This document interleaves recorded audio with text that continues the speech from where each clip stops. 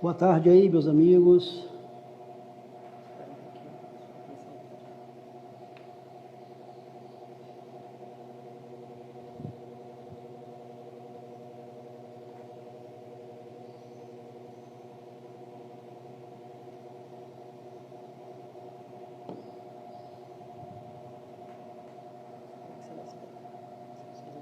Boa tarde, meus amigos. Eu estou aguardando um pouquinho aqui para as pessoas também estarem entrando, né? Para a gente dar início aí no nosso bate-papo hoje aí com o nosso amigo Namastê. Aí vamos aguardar um pouquinho aqui para as pessoas estar chegando.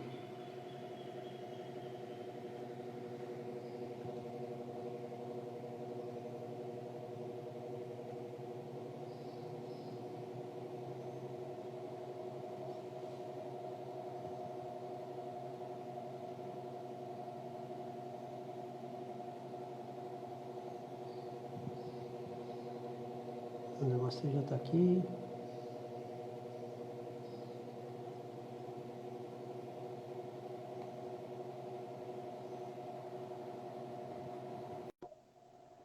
Boa tarde aí, Namastê.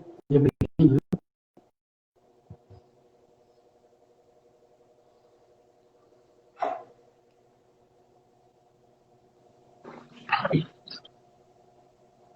Boa tarde, Hércules. Boa tarde, Namastê. Opa, que bom, que bom. Bom, estamos nós aqui. Legal. Não, não acompanhei se você já tinha iniciado, Não, tá? ainda não, mas a gente inicia agora.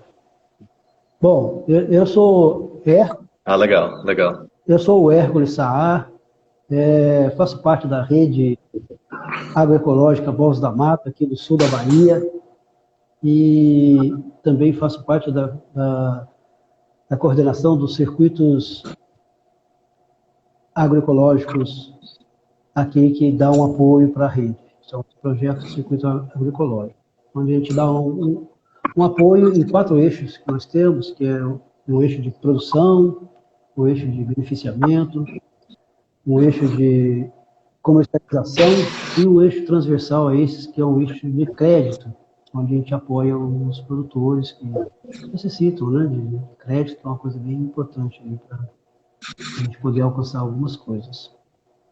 E na rede a gente vem sempre falando tanto de sistema de agrofloresta, incentivando os produtores também a poder estar migrando para esse tipo de manejo, está buscando ter áreas com manejo, principalmente aqui nessa região onde nós temos o cacau em Cabruca, né? Apesar de a gente achar a Cabruca uma agrofloresta também, mas hoje nós vamos escutar um professor falando, né? Que é o Namastê. Eu vejo que é uma oportunidade bem importante para nós esse momento de hoje. Aí eu tenho o Namastê, para que ele possa estar se apresentando para as pessoas que ainda não conhecem, falando um pouco do seu trabalho junto à agricultura familiar, junto a assentamentos, e uma experiência bem boa. Quando você fica à vontade aí. Legal. Bom, primeiro agradecer a oportunidade de poder estar compartilhando ideia, né? Poder estar trocando ideia. Acho que nesse momento tem sido uma ferramenta boa, né? As lives. A gente tentou fazer uma live, acho que tem uma semana, né? E a internet não deixou. Mas aí a gente escolheu um horário melhor, que aqui na roça a internet é um pouco ruim, é bem melhor do que se não tivesse, mas ela ainda é uma internet um pouco ruim. E aí, naquele horário que a gente tentou, não permitiu. Bom, meu nome é Namastê, eu hoje, né, eu faço um trabalho de formação, de cursos, de assessorias. Faz parte de uma organização chamada Rede Agroecológica, Rede Agroflorestal Agroecológica. E a rede, ela é uma organização nova, mas ela tem um histórico, ela surge onde no passado a gente tinha um trabalho, né, junto à Coopera Floresta, uma cooperativa de pequenos agricultores que está no sul de São Paulo. No tempo a gente trabalhava com 110 agricultores que viviam de sistemas agroflorestais e vivem até hoje, há 26 anos. Né? E através da Coopera Floresta a gente fez um projeto para irradiar a agrofloresta para outras regiões. Né? E a gente acabou trabalhando em áreas de assentamento, né? Aqui na região do Paraná, eram 50 assentamentos nesses dois estados, Paraná e São Paulo, né? 42 aqui no Paraná e 8 assentamentos no estado de São Paulo. Né? Acho que esse processo foi um processo bem interessante. Né? Então você pode perguntar, mas o que uma pessoa do Paraná está querendo falar sobre cabruco lá da Bahia? Né? A gente vê que a floresta não existe uma receita. Né? E aí, esse processo foi muito interessante, que a gente estava acostumado com uma lida lá na Coopera Floresta, uma região específica de morro, um clima específico daquela região. Né? E aí a gente, de repente, foi trabalhar em regiões aqui no Paraná, né? Regiões que dá 10 até mais geadas por ano. Em Ribeirão Preto, né? Que é uma região mais quente. Né? Então a gente encontrou realidades diferentes, né? Solos diferentes, climas diferentes, pessoas com acesso à máquina. Né? Então a gente vê que não existe uma receita nessa agricultura que a gente pratica. Né? O que existe são princípios. Uma vez entendidos esses princípios, né, como diz a doutora Fabiana Penereiro, né, que tem um trabalho muito bonito em Brasília, e ela fala assim que é importante a gente entender os princípios. Né? Depois que a gente entender os princípios, o limite é a nossa criatividade. Né? Então a gente consegue encaixar qualquer planta, né? Qualquer planta cabe dentro do sistema agroflorestal. Né? Como tem gente fazendo agrofloresta com foco em medicinais, tem gente fazendo agrofloresta com foco em criação animal, com foco em horta, com foco em fruta. Né? Então a gente vê que qualquer planta cabe dentro do sistema agroflorestal. E hoje eu acabei me mudando aqui, eu não sou daqui, eu cresci no Centro-Oeste, na região de Goiás. E aí depois com esse trabalho na Coopera Floresta, acabei mudando para o sul de São Paulo. E hoje eu moro aqui no Paraná, por estar mais próximo a essa rede que se construiu, os assentamentos, as cooperativas que a gente teve a oportunidade de acompanhar e estar trabalhando junto.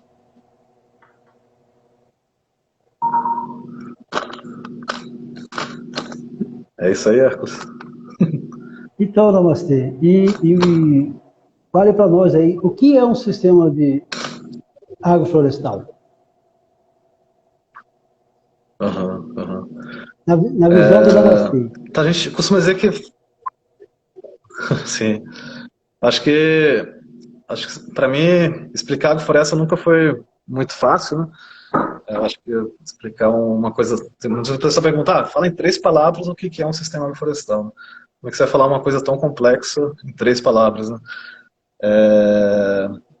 Mas para mim, né, fazer agrofloresta nada mais do que você dar à planta um ambiente parecido àquele que a planta tem na natureza, né? Que as plantas vêm da natureza. Né? É claro que tem a exceção de, por exemplo, o milho, que foi uma planta, né, construída pelos povos antigos, né? A mandioca aqui no Brasil também, né? Mas toda planta ela vem da natureza. A gente pega o abacate lá no México, né? A laranja no Sudeste Asiático, né? A gente vê que ela é uma planta florestal. Né? Então, um exemplo, a laranja. Né? Onde que a laranja ocorre? Lá no Sudeste Asiático, ela está em meio a um organismo floresta. Né? E existe uma organização nesse sistema florestal onde ela está. Né? Tem árvores por cima, árvores por baixo. Essas árvores não estão só sombreando a laranja, elas estão interagindo com a laranja. Né? Estão ciclando nutrientes, gerando matéria orgânica, filtrando luz. Então ela está em meio a um organismo. Né? a gente gosta muito de comparar sistemas florestais com o nosso corpo, né? Também é um organismo, coração interagindo com o pulmão, né? Com os rins, com o fígado. E aí, se a gente arrancar a laranja de dentro da floresta, né? De tirar ela, separar ela do sistema, né? Separar ela do sistema florestal e plantar laranja sozinha, só laranja, será que é possível produzir laranja fora do organismo? E a gente vê que é possível, né? Na Europa se produz laranja fora do organismo, no Brasil se produz, em vários lugares do mundo se produz laranja fora do organismo. Só que custa caro, né? A gente tem que externalizar a fertilidade, tem que combater as pragas, né? Então, para mim, fazer agrofloresta nada mais do que você dar à planta um ambiente parecido àquele que a planta tem na natureza, né? E assim como o corpo, né, também, se a gente abre hoje o corpo e aí tira o coração vive fora do corpo, né?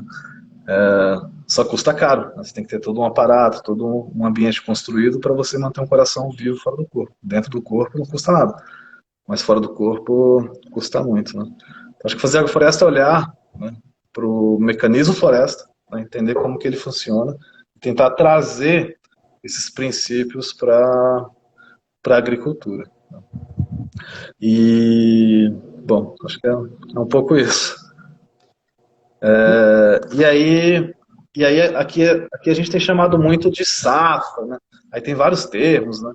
A gente vê que SAF, nos sistemas agroflorestais, acaba sendo um termo muito simplificado para o que a gente faz, né? Porque pelo termo SAF, né, sistemas agroflorestais, se você tiver, por exemplo, uma linha de uma árvore, né? Pode ser uma teca, pode ser um aroeira, um cajá, ou eucalipto, né? Se você tiver um milho, por exemplo, você pode chamar isso de SAF, né? Porque você tem uma planta florestal, né, e uma planta agrícola, é um sistema agroflorestal, né?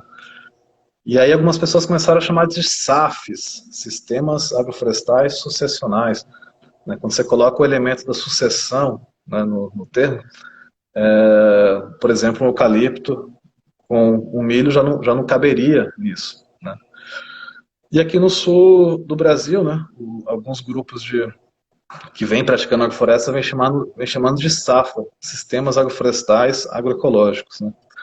E a gente vê que isso cabe muito no trabalho que a gente faz. Quando a gente coloca, né, a palavra agroecologia, já traz um monte de coisas como ter diversidade, né, sempre ter cobertura do solo. Então a gente tem gostado bastante desse termo SAFA, Sistemas Agroflorestais Agroecológicos.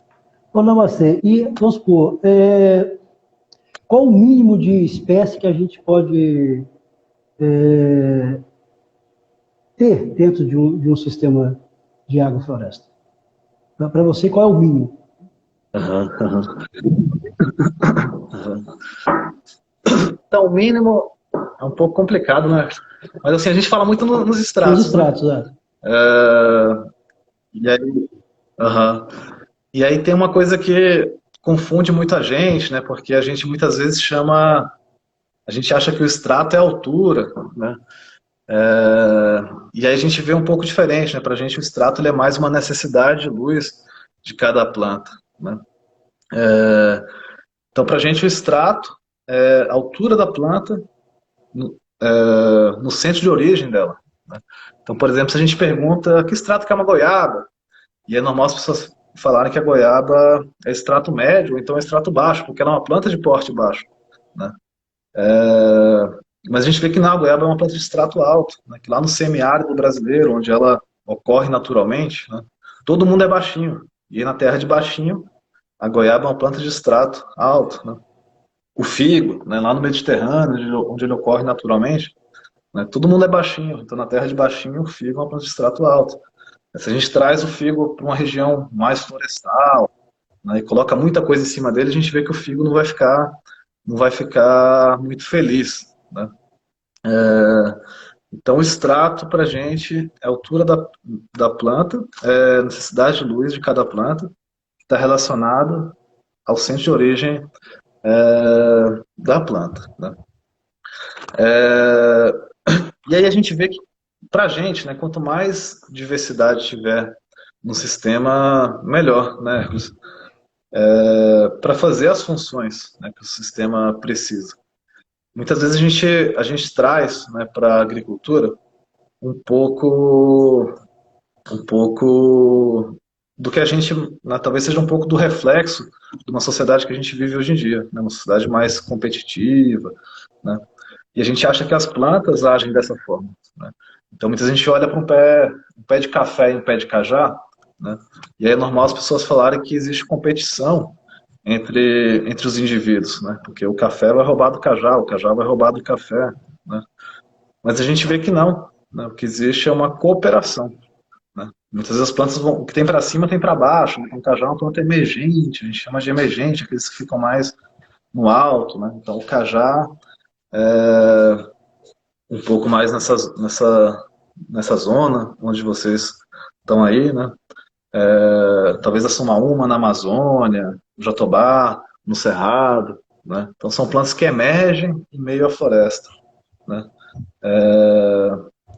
Então a gente chama de emergente. E quando a gente olha essas plantas, como a araucária aqui no sul do Brasil, elas não estão densas, né? Elas estão mais ralas, uma aqui, outra acolá, né? E a gente tem o extrato alto, né? Que aí o alto poderia ser, por exemplo, um pé de jaca, né? Aí você tem o extrato médio, pode ser um pé de citros. Aí você teria o extrato baixo, que poderia ser um café, ou cacau, que a gente muitas vezes chama de médio, baixo, né? Que seria entre o médio e, e o baixo. Então, o cajá seria uma planta emergente, porque é uma planta de extrato baixo, né? E aí o que tem para cima tem para baixo, né? Uma planta com copa maior, normalmente ela tem uma raiz mais profunda. Um café, uma copa menor, vai ter uma raiz mais superficial. Então elas vão estar em superfície diferente, né? Aproveitando de nutrientes diferentes, e acaba tendo muito mais cooperação do que competição, né? Muitas vezes o cajá está lá embaixo, buscando um nutriente que o café muitas vezes não consegue acessar, trazendo para cima, transformando em galho, em folha, deixando isso disponível para o café poder comer, né?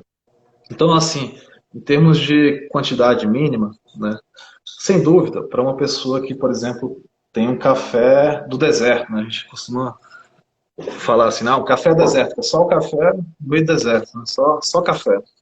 Para uma pessoa que só tem café, de repente ela tem um café e um cajá, né, já vai ser um avanço muito grande, né, já vai ter plantas em superfícies diferentes, ciclando nutrientes diferentes, né, gerando matéria orgânica. Então, já seria uma coisa a mais, né? Só que a gente vê que quanto mais diversidade tem dentro de um sistema, mais rico, né? Porque vão ter plantas com capacidades diferentes, né?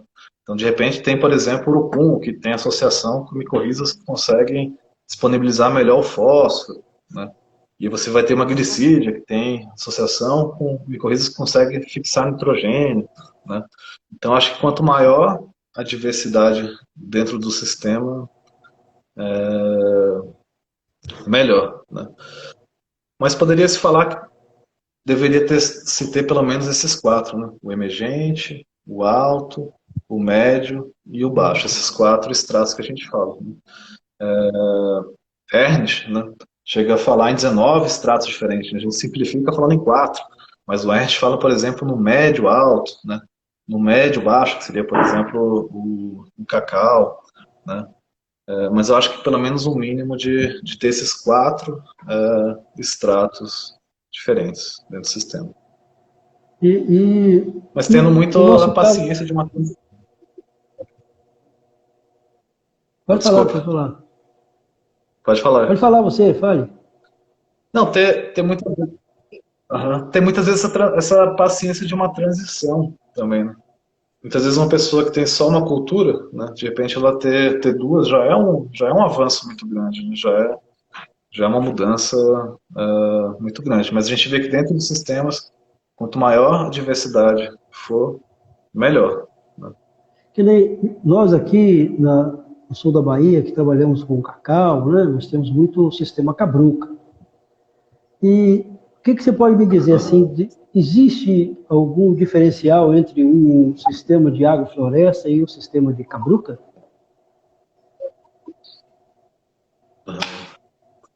Bom, primeiro que eu acho que a Cabruca, ela tem muita ciência dentro da Cabruca, né? É um sistema, é um sistema florestal muito interessante para mim, né? E aí todas essas florestas que tem nessa região, né? Muito pela Cabruca, né? E aí ajudou muito o cacau, né? Na agrofloresta a gente vê que existe um elemento que é muito importante, né? E aí o Ernst vem chamando até agricultura de informação, né? A gente tem achado esse termo muito interessante, né? Porque a sombra, para a gente, não é só a sombra, né? É muito importante no sistema existir essa dinamização, né?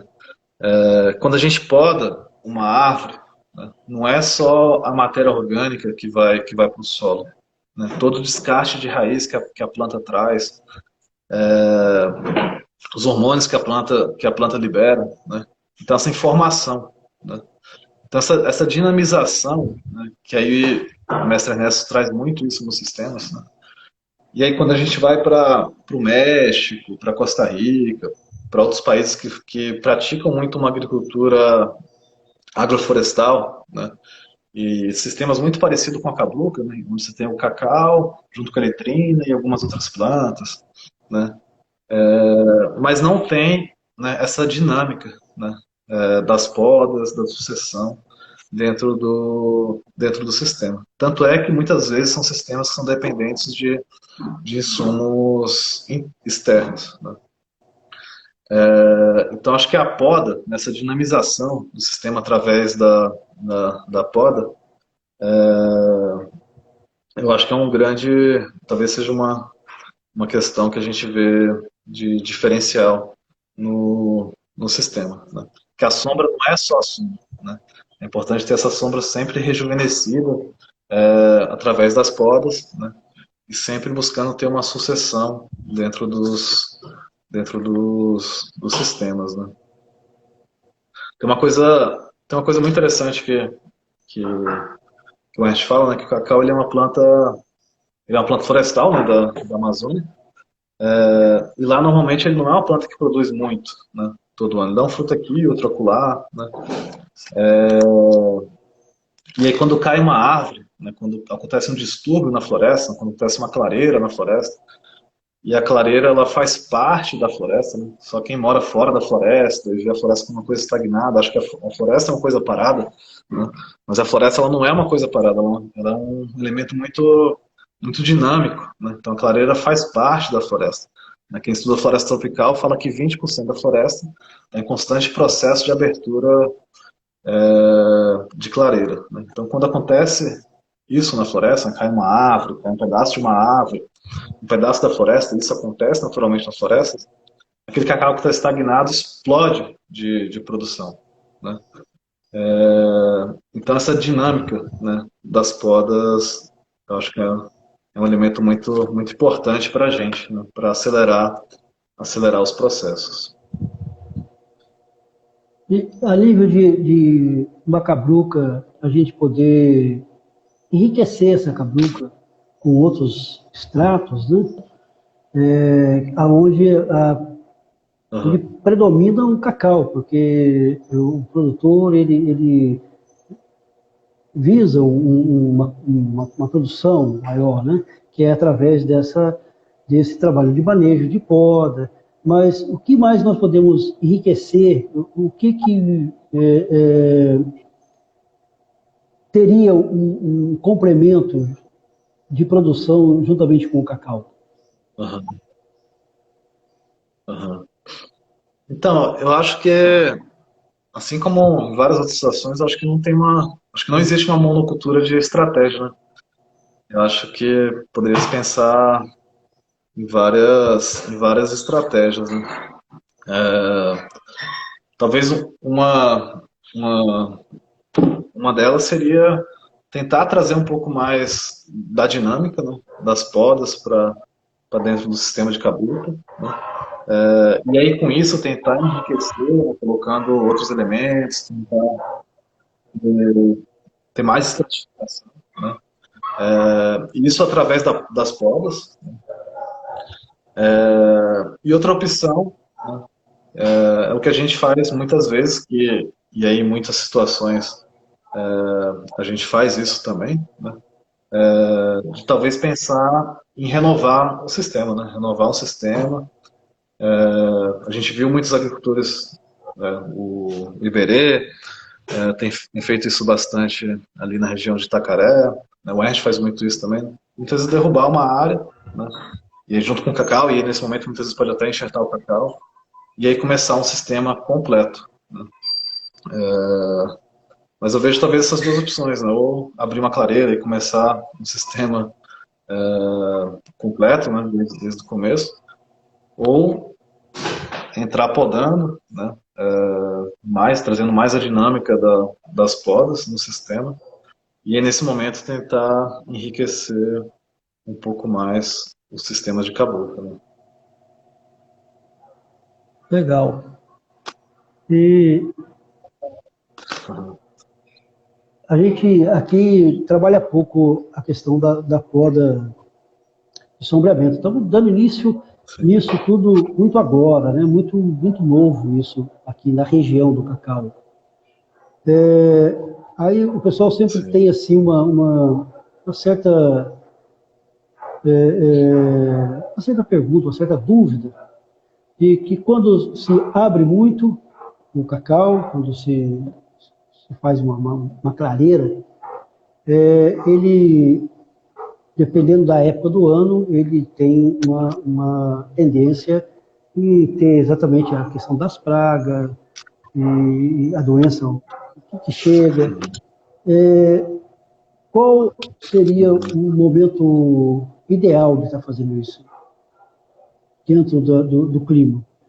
No inverno, mais Uhum. na primavera?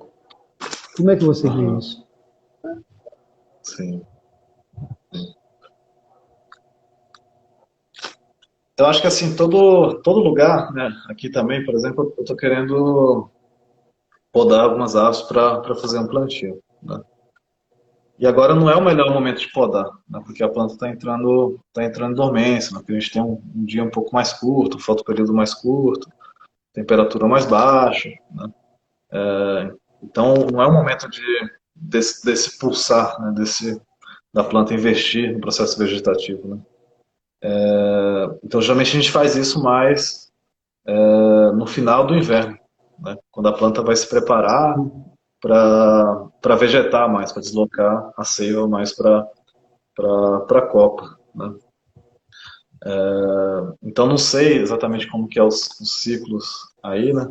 Mas eu imagino que mais ou menos nesse momento, antes desse pulso que as plantas dão, né? Não sei exatamente que momento que seja esse aí nessa região, mas acredito que tem um momento das plantas estarem mais hibernando, né? E outro das plantas estarem investindo mais num processo vegetativo, né? Não sei exatamente como que funciona aí, né? Aí eu sei que tem um clima muito favorável, né, de umidade, temperatura, né? Até li um estudo uma vez que mostrava que essa região, mais ou menos, entre Ilhéus e Gandula, tinha, acho que era a segunda região no mundo com maior capacidade de regeneração, né? Um pouco pelo clima que se existe aí, né? Mas eu imagino isso, né? Quando as plantas saem desse momento de hibernação, né? Esse período que nós estamos aqui agora é um período bom. É um período que, na verdade, ela está se preparando Aham, não só para lançar, mas também para florar, né? Que é principalmente o cacau. Flora essa época agora de aham, junho, julho, para a produção do verão, né? Então seria um aham, momento bom de estar se fazendo uma boa poda, vamos dizer assim, né?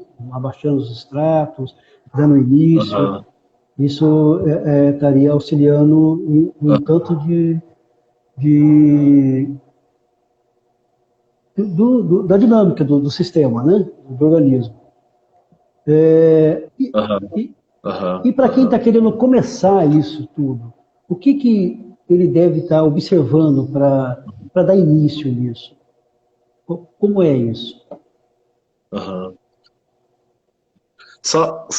Desculpa, antes disso, Sim, Marcos, uma coisa mais da poda, né, que a gente vê. Tem uma coisa muito interessante, né, que a gente vê que a fruta, ela é, ela é a estratégia da planta de se propagar no planeta, né?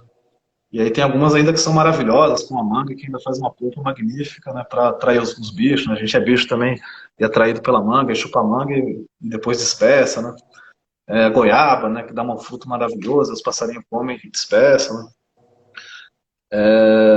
E aí tem uma coisa que a gente vê, né, que quando as frutas estão muito paradas, né, quando não tem essa dinâmica das podas, né, elas não costumam produzir muito, né? E aí quando a gente poda, né, como se fosse uma mensagem que a gente abriu espaço para que venha novos cacauzinhos, novas goiabas, novas laranjas, né? Então isso é um estímulo muito grande para as plantas. Então tem uma coisa muito interessante, né, em Costa Rica, um ano depois de um furacão que destruiu bastante o país, um ano depois foi o ano que o país mais produziu frutos, né? Então todas aquelas agroflorestas estavam estagnadas, sem poda, né? Dinamizou o sistema, né? Então a gente vê que a poda ela faz acelerar os processos, né? A gente sabe que existe um dilema muito grande, né? Porque muitas vezes as pessoas têm um pouco de dó, né? Até mesmo o agricultor muitas vezes tem um pouco de dó quanto à poda, né? E aí uma vez um agricultor ele falou uma coisa muito interessante para mim, né? Ele falou assim, talvez é porque a gente vê as plantas como a gente, né? Uma sociedade um pouco mais competitiva, né? Então a gente acha que a goiaba é a goiaba, que a jaca é a jaca, que o cacau é o cacau, né? Mas a goiaba não é a goiaba, a jaca não é a jaca, o cacau não é o cacau, né? O cacau ele é parte de um sistema, né? Então quando a jaca ela é podada, né, e ela está beneficiando o sistema, né, ela está se sentindo bem em estar fazendo isso, né? Então a jaca não é um ser individualista, né? Assim como o coração também não é um ser individualista, não. O coração ele faz parte de um organismo, né? Se o coração for individualista e falar, não, que organismo que nada, que cooperação que nada, vou guardar o sangue todo para mim, né? E aí o sistema ia entrar em falência e ele, inclusive, ia entrar em falência também. Então, acho que esse sentimento de pertencimento que as plantas têm dentro do sistema, né, de comunidade é muito maior entre as plantas, né? E na agrofloresta a gente tem que tentar olhar o sistema, né, tirar um pouco esse olhar individual que a gente tem, né, de olhar para o cacau, olhar para a jaca, olhar para o cajá, né? É um sistema como um todo, né? E é isso que a gente fala, não adianta a gente podar muito bem podado o nosso pezinho de cacau e adubar muito bem adubado o nosso pezinho de cacau, mas se tiver um cajá envelhecido do lado, se tiver uma jaqueira envelhecida do lado, né? Então a gente conseguir trazer esse olhar mais sistêmico, né? De olhar, né, o sistema como um todo, né? Então o cacau não é o cacau é a jaca, é o cajá, né? É o todo, né? É glicídio. seria a regeneração do sistema, né? Sim, sim. E acelerando, né? E as podas fazem, a gente vê que as podas fazem acelerar os processos, né? É, tem um estudo bem interessante na Coopera Floresta, onde eles comparam uma agrofloresta, uma regeneração natural e uma floresta nativa, né? E aí uma agrofloresta com a Dona Maria, com o Zezé Fredo interagindo no lugar, né? Tem conseguindo ciclar muito mais nutriente do que uma regeneração natural ou uma floresta nativa daquela região. Então, a disponibilização, né, elevação de pH, disponibilização de nutrientes, né, se acelera muito, né, quando se tem os agricultores interagindo, né. Então, teve vários dados que o pessoal comparou, né, uma agrofloresta com uma regeneração natural de Mata Atlântica daquela região ou uma floresta nativa daquela região, né. E a gente vê que sempre acelera os processos quando tem as pessoas interagindo com o lugar. Tem uma pesquisa de carbono que também mostrava que as agroflorestas têm conseguido sequestrar mais carbono do que uma regeneração ou uma floresta nativa daquele lugar. E eu acho que isso é muito interessante, né, como diz o Dr. Walter, que é um pesquisador que coordenava essa pesquisa na Coopera Floresta, porque isso está atrelado, está ligado a um processo produtivo, né? Hoje, políticas públicas estão ligadas a você poder preservar de um lado para poder destruir do outro, né? Mas você tem uma atividade onde tem biodiversidade, onde tem tem carbono sendo incrementado no solo, mas tem pessoas vivendo no lugar, tem pessoas gerando renda no lugar. Isso para a gente é muito importante, né? Acho que é o ser humano entrando como um elemento positivo, né? Eu acho que a gente tem o poder de colocar a mão no lugar, destruir o lugar, né? E a gente fez isso muito eficientemente nos últimos anos, né? No mundo inteiro. Mas a gente também tem o poder de colocar a mão no lugar e melhorar o lugar, né? Como muitas áreas que a gente viu na Coopera Floresta, que eram áreas degradadas, e hoje são florestas diversas, produtivas, né? Com muitos agricultores vivendo no lugar, né? E assim como a Cabruca também fez muito aí nessa região, junto com o cacau, né? E aí, essa questão da observação do que a pessoa deve, o produtor, né? Ele deve ter como observação para dar início em um trabalho de um sistema como esse, dentro de uma área, seja numa área de cabruca, seja numa área aberta. Seriam duas situações, né? Uma situação numa área aberta, uma área degradada, um pasto abandonado, e uma área de cabruca.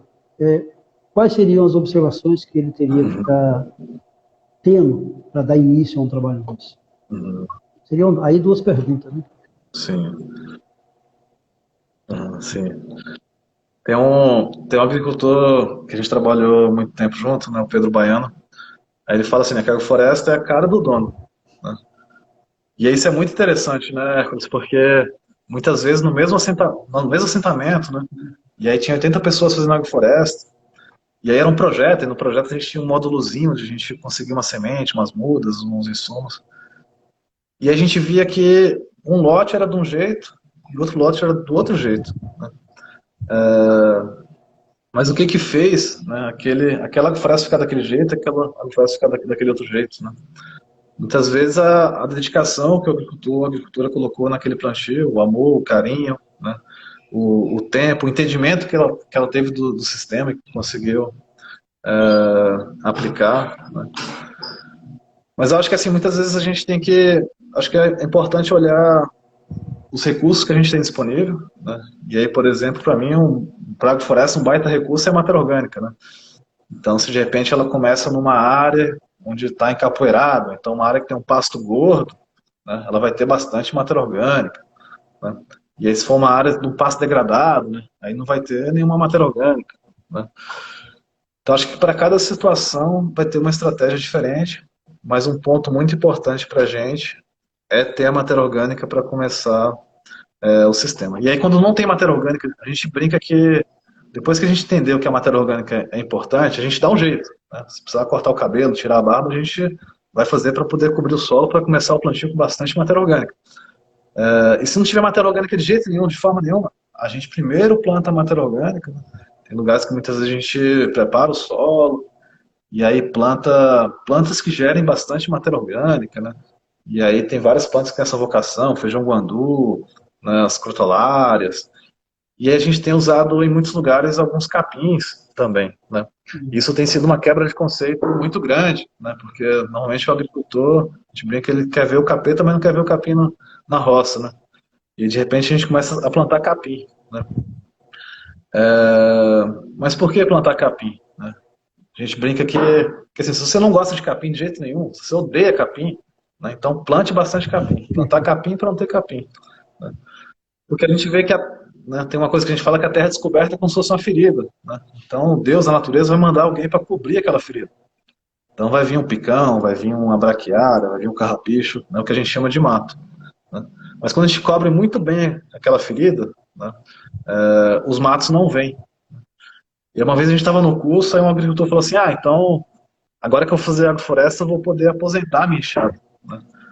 Aí a gente falou assim, não, calma, seu João, pelo amor de Deus, não é bem assim, né? Você vai aposentar a sua enxada se fizer aquela coberturinha nota 10, aquela coberturinha farta, nota 10, né? Que nem na escola quando você tirou 10. Mas se fizer uma coberturinha nota 6, nota 5, né? A natureza vai mandar um matinho para cobrir o seu canteiro, né? Então tem vezes que a gente tem linhas, né? E entre essas linhas a gente tem plantado capim, né? Capins como, por exemplo, capim colonial, né? O mombaça, que é uma variedade colonial um pouco melhorada, né? E aí você corta esse capim e leva para a linha, né? Então você vai ter o capim na entrelinha, você corta o capim, leva para a linha, e a linha vai estar bem cobertinha. E aquela linha bem cobertinha, nota 10, né? A gente tem conseguido que não venha o mato. Então essa estratégia de plantar capim para não ter capim. Plantar capim nas entrelinhas, esse capim é colhido, né? E ele é levado para as linhas, e aí aquela quantidade de matéria orgânica na linha vai garantir que não venha o mato. Então, acho que áreas muito degradadas, né, que não tem matéria orgânica nenhuma, a gente tem começado dessa forma. Quando a gente planeja uma agrofloresta, né, a gente vê que tem algumas questões que são muito importantes para a gente, né? É fundamental ter um plano de produção, né? E aí o que vai estar produzindo com alguns meses, algum feijão ou rabanetes, quem gostar de comer rabanete como eu, planta rabanete, um feijão, um milho, então o que vai estar produzindo em alguns meses, o que vai estar produzindo com um ano, uma mamão, as bananas, uma mandioca, o que vai produzir com 5 anos, com 10, com 15, ter esse plano da produção, né? Talvez pensar isso ligado às nossas vontades. Eu gosto mais de comer rabanete, eu gosto mais de comer feijão, eu gosto mais de comer maxixe, eu gosto mais de comer coentro. Isso ligado às nossas vontades, ligado à vocação de comercialização, né? Estou numa região, faço parte de um grupo que a gente comercializa o cacau. Então, meu carro-chefe nesse plantio vai ser o cacau. Mas nada impede de eu ter um cajá, por exemplo, né? Nada impede de eu ter a jaca, nada impede de eu ter a banana junto, né? Porque eu vou estar pensando nos extratos dentro do sistema, né? E aí uma vez no Ceará, né, um agricultor me falou uma coisa muito interessante, né? Que ele falou assim, agora eu entendi que na agrofloresta a gente tem que ter o plano da produção, né? Então, o que eu estou produzindo agora, daqui a tanto tempo, daqui a tanto tempo, né? E eu tenho que ter o plano, né, da segurança alimentar, da fertilidade do solo, né? Porque muita gente fala assim, não vou plantar uma cotolara, porque cotolara não serve para me comer, né? Só que a cotolara é quem vai garantir a fertilidade para o solo, né? Vou plantar a glicídia, mas a glicídia o que eu quero com a glicídia? Não produz nada, né? Produz muita coisa, né? Vai produzir matéria orgânica e vai garantir, né, a fertilidade, vai garantir que não venha o mato, né? Então ter essas plantas, né, ter esses elementos que vão estar gerando matéria orgânica. E aí na agrofloresta, muitas vezes a gente fala assim, é agrofloresta, então tem que plantar glicídio, tem que plantar jaca, né? E muitas vezes a gente acaba esquecendo das plantas que produzem matéria orgânica nesse começo, né? E às vezes você tem matéria orgânica no começo, você tem um pasto gordo, então você tem uma capoeirinha que você botou para baixo e começou o seu plantio. Mas essa matéria orgânica ela é finita, né? A terra vai comer ela. E aí, entre essa matéria orgânica acabar e você começar a ter a poda da jaca, a poda da glicídia, né? Você vai ter um momento de fome da fertilidade do solo, né? Então, pensar essas plantas que produzem essa matéria orgânica nesse momento, né? O feijão guandu, os capins que a gente tem usado em muitos momentos, né?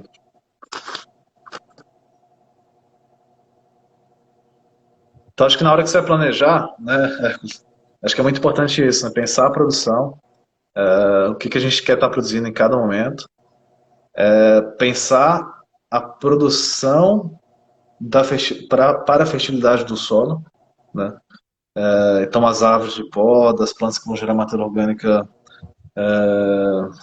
no começo. Isso para a gente é muito importante, né?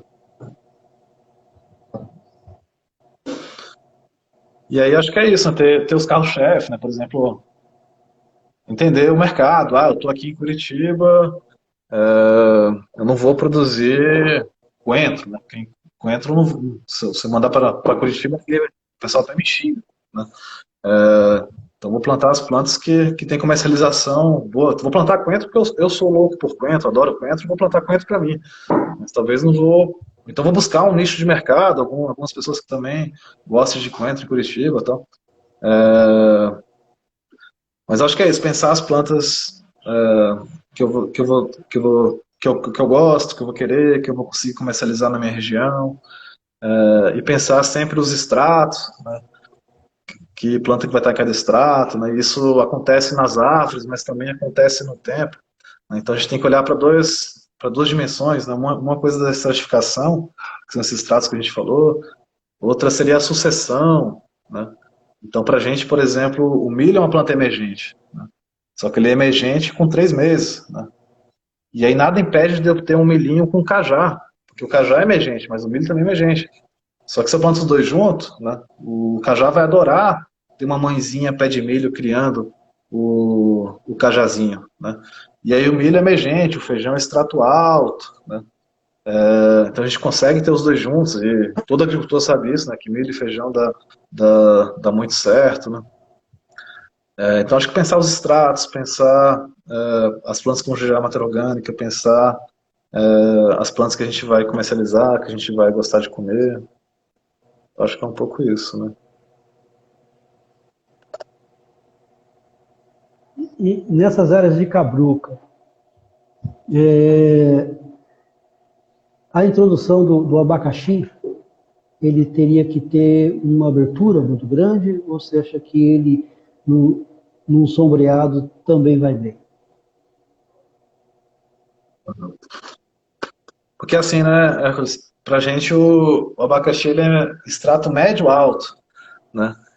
Então se eu planto ele embaixo da cabruca, não é assim uma simples questão de sombra, né? Não é como diz os goianos que tá muito assombrado, o abacaxi não vai dar nada, né?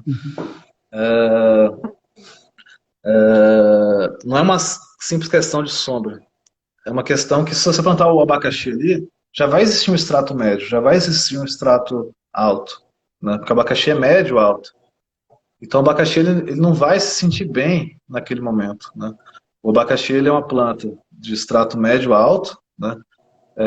Mas do começo, né? Então o abacaxi ele tem que criar a jaca, e não a jaca criar o abacaxi.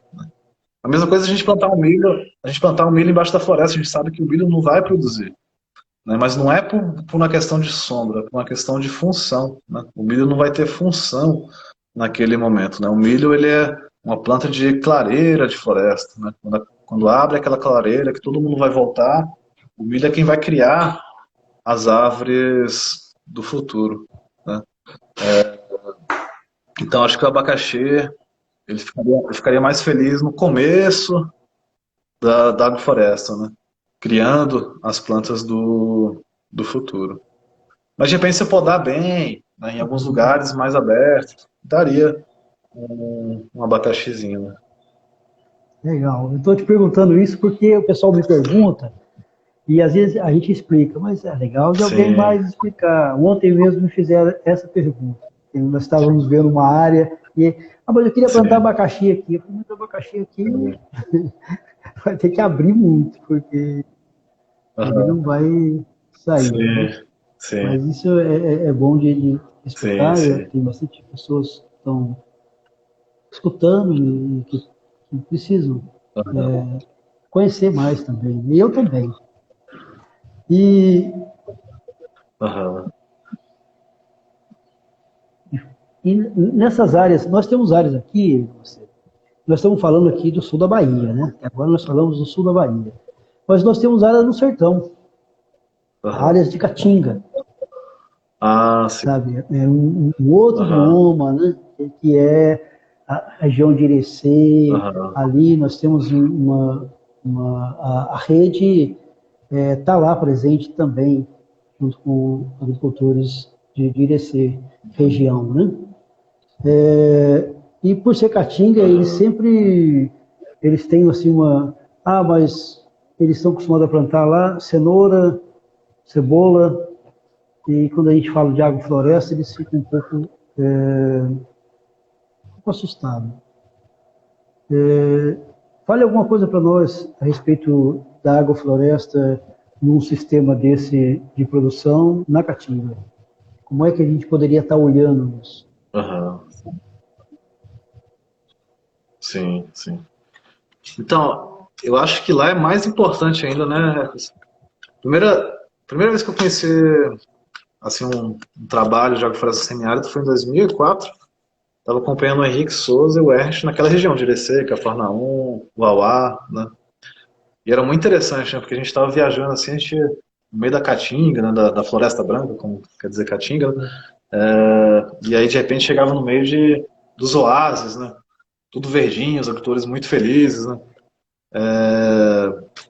E aí lá foi onde eu vi a primeira vez esse conceito de plantar água, né? Então, tudo seco, né? E a palma verde, né? A palma super verde, né? A palma ainda tem um metabolismo que consegue pegar a umidade do ar, que na Caatinga, mas você tem um ambiente seco, o ar ainda tem uma umidade muito mais alta do que, por exemplo, no centro-oeste, em Brasília, que você tem umidades quase como um deserto, né? Então, a palma consegue pegar essa umidade, condensar nela. Quando você corta uma palma e coloca um pezinho de pinha, um pezinho de acerola, né? É como se estivesse irrigando, né? E aí tem várias plantas que têm essa função, né? A palma, as agaves, né? Como os sisais, a piteira, e aí os pinhãos, né? O pinhão branco, o pinhão manso, o pinhão brabo, o mandacaru, né? Que são plantas que têm essa água, né? Então esse conceito de plantar água, né? De você plantar essas plantas, né? Que gerem esse tipo de matéria orgânica, né? E aí você levar para essas plantas, né? Eu acho que o sertão ele tem uma riqueza muito grande, né? Uma vez eu fui em Oá fazer um trabalho com maracujá nativo, né? Aí tem um pesquisador que fala que na Caatinga tem 28 variedades de maracujás nativos, né?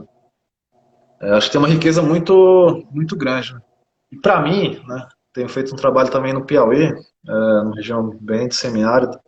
E a gente tem visto que lá, né, esses princípios têm sido até mais importantes de você cobrir o solo, né? Na agrofloresta a gente muitas vezes busca olhar para as coisas de uma forma diferente, né? Muitas vezes o pessoal fala assim, mas vocês, como que é a irrigação? Como é que se irriga a agrofloresta?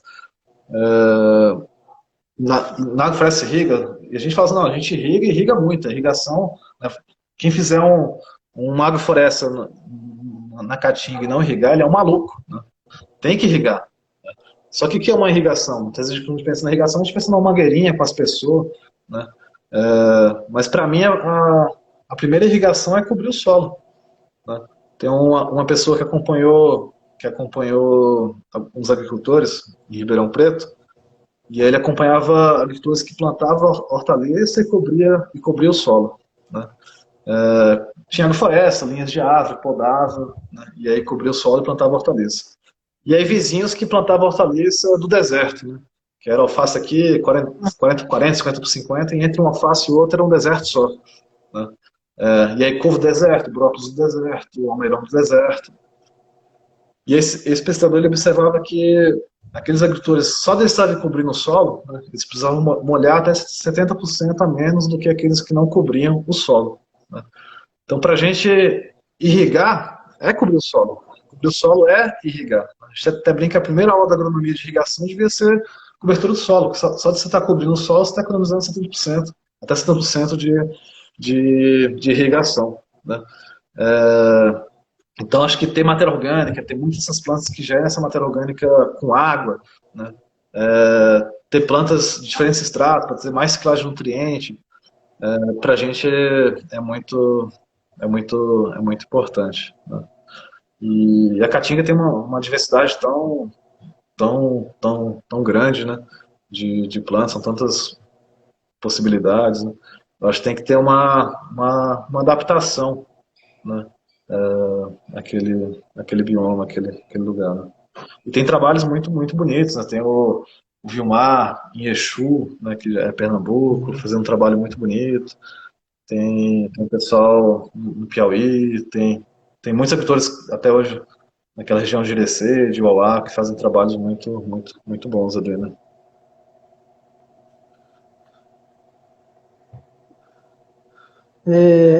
Tem algumas perguntas aqui, Mastê, só que está faltando 4 minutos para a gente poder estar fechando. Nós podemos fechar e abrir de novo? E aí a gente abre para as perguntas? Pode ser? Podemos abrir. Então, a gente vai esperar, vai esperar, a gente fecha e abre de novo, né? Aí a gente, então, mais um tempinho para as perguntas. Pode ser isso?